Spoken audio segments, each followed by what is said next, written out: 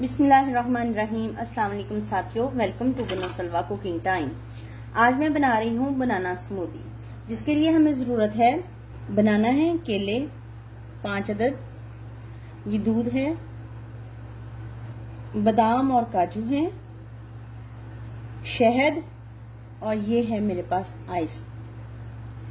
Blender में सबसे पहले आइस डाल देंगे,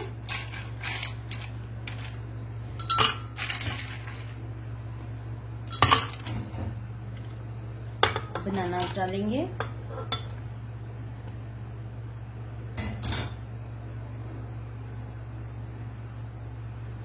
बादाम और काजू डाल देंगे,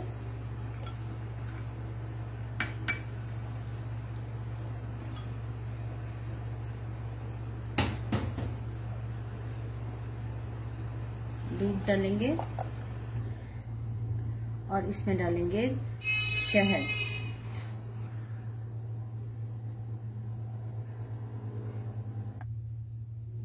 इसको ब्लेंड करेंगे।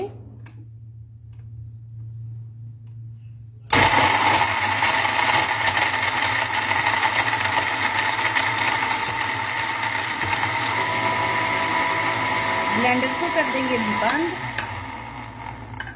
इसको सर्व करेंगे।